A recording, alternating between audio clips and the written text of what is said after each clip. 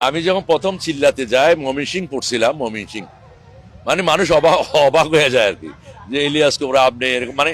তখন তো সবাই চিনতো, এখন তো দাঁড়িয়ে রাখলেও চিনতে একটু কষ্ট হয়। এক সাইডে চলে গেলে কি হয়তো যা কি মার্ক করে না। অনেকে অনেক প্রশ্ন করতো। আমি যেমন নামাজ পড়তে ঢুকলাম একদিন, শুনলাম ইলিয়াস কোবরা, ইলিয়াস কোবরা করতে করতে পুরা 2 তলা মসজিদ পুরা ভর্তি হয়ে গেল।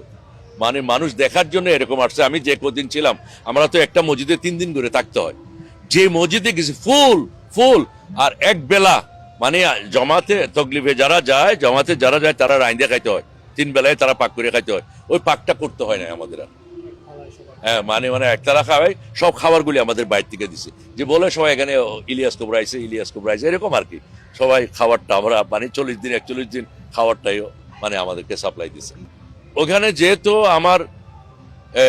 আমার যেহেতু টুডে টুমোরো চলে যেতে হবে, আজকেও কালকেও যে কোনো মুহূর্তে আমার চলে যেতে হবে।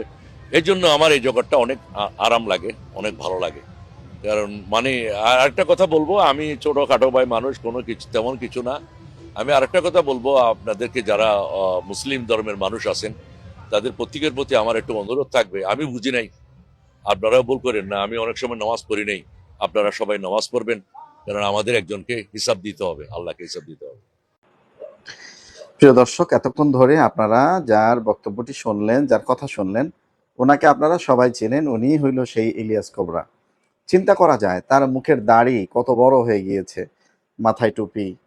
হ্যাঁ, এই লোকটা সিনেমার মধ্যে খলনায়কের দায়িত্ব পালন করতেন, অর্থাৎ ভিলেন হিসাবে তিনি অভিনয় করতেন।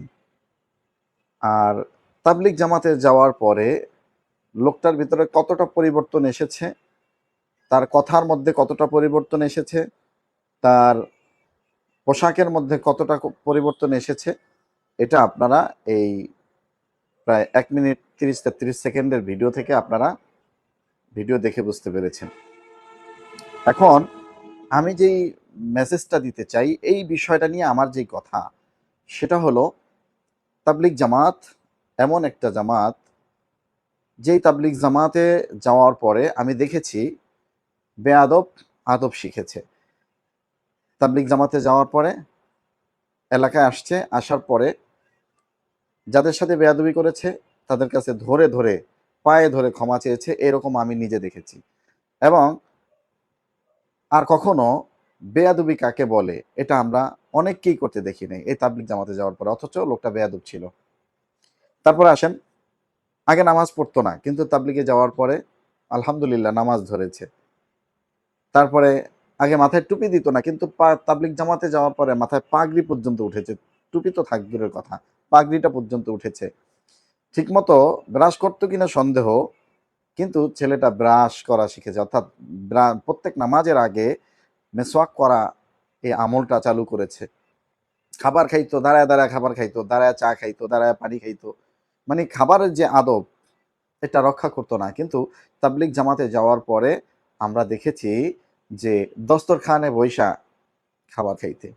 অর্থাৎ তাবলিগ জামাত এমন একটা জামাত, যেই তাবলিগ জামাতে যাওয়ার পরে রাসূলুল্লাহ সাল্লাল্লাহু আলাইহি ওয়াসাল্লামের ছোট থেকে ছোট সুন্নতগুলো পর্যন্ত তারা আমল করার চেষ্টা করে। চিন্তা করা যায় একটা মানে মানে একটা সিস্টেম, এই সিস্টেমের মধ্যে যদি কেউ ঢুকে যায় তাহলে একটা মানুষের কত পরিবর্তন হয়, সেটা তো আপনাদেরকে ইলিয়াস কুবরার ভিডিওটা দেখাইলাম। এটা দেখে কিছুটা আঁচ করতে পেরেছেন, অনুমান করতে পেরেছেন। তো এই জন্য আমি বলবো, প্রত্যেককে দাওয়াত দিচ্ছি, আপনারা আপনাদের সন্তান যারা কথা শোনে না, উল্টাপাল্টা চলাফেরা করে, বা আপনার ভাই, আপনার স্বামী, আপনার সন্তান, যারাই ভালো কাজে মানে ধার ধারে না, খারাপ কাজটাই বেশি করে, অনুরোধ করব তাদেরকে অন্ততপক্ষে তাবলিগ জামাতের এক চিল্লায় পাঠিয়ে দিবেন। প্রথমে না যাইতে চাইলে 3 দিনের পাঠিয়ে দিবেন। এরপরে দেখবেন তার ভিতরে ইনশাআল্লাহ কতটা পরিবর্তন চলে আসে। হেদায়েত দেওয়ার মালিক আল্লাহ। আর এ সমস্ত এই সিস্টেমগুলা বিভিন্ন বুজুর্গরা চালু করেছে, আল্লাহর ওলিরা চালু করেছে। আর আল্লাহর ওলিরা যেই পথ দেখিয়ে দিয়ে গিয়েছেন আল্লাহ তাআলাকে পাওয়ার জন্য, ইসলামের পথে চলার জন্য, এগুলা খারাপ না, এগুলা ভালো।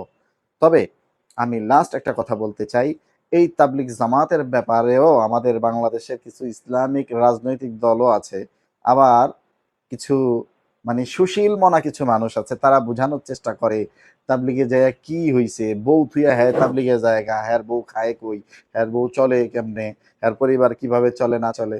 এখন ওই ভদ্রলোকদের কাছে জানতে চাই, তাবলিগে যারা যায় তাদের সন্তানাদি বা তাদের বউরা কি আপনার কাছে যায়া কখনো বলছিল যে মিয়া সাহেব আমার স্বামী আমাকে রাইখা তাবলিগে চলে গেছে, খাবার খাইতে পারি না, খাবার দেন? বলছে আপনাদের কাছে কখনো?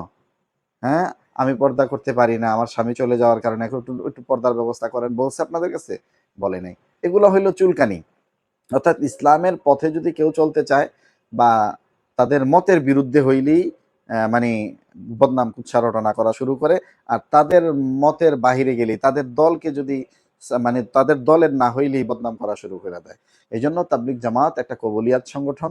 ইলিয়াস কোবরার মতো এরকম হাজার লক্ষ কোটি যুবক ভালো হয়েছে, পরিবর্তন হয়েছে, আমলি হয়েছে। এজন্য আমরা তাবলিগ জামাতের মুরব্বীদের জন্য দোয়া করি, আল্লাহ তাআলা যেন তাদেরকে জান্নাতের সুউচ্চ মাকাম দান করেন, এবং তাবলিগ জামাতের যারা মেহনত করেন তাদেরকে যেন আল্লাহ তাআলা কবুল করেন, ভালো রাখেন, এবং তাদের এই মেহনতকে উসিলা করে যেন আল্লাহ তাআলা তাদের সকলকে নাজাতের ব্যবস্থা করেন। এবং প্রত্যেককে তাবলিগ জামাতের যাওয়ার দাওয়াত দিচ্ছি, এবং যারা বিরোধিতা করছেন তাদেরকে বলছি আল্লাহ তাআলাকে ভয় করুন, আল্লাহ তাআলাকে ভয় করুন, আল্লাহ তাআলাকে ভয় করুন। প্রিয় দর্শক, ভিডিওটা প্রচুর পরিমাণে শেয়ার করে মানুষকে দেখার সুযোগ করে দিবেন যে আল্লাহ তাআলা একটা মানুষকে কতটা পরিবর্তন করতে পারে এই তাবলিগ জামাতে এবং চরমনাই দরবারে যাওয়ার পরে মানুষ যে কতটা পরিবর্তন হয়, এগুলো মানুষ দেখুক, শিখুক, মানুষ উৎসাহ পাক, মানুষ সেই পথে যাক। এই জন্য ভিডিওগুলো শেয়ার করে দিবেন। সকলে ভালো থাকবেন, সুস্থ থাকবেন। আল্লাহ হাফেজ। আসসালামু আলাইকুম ওয়া রাহমাতুল্লাহি ওয়া বারাকাতুহু।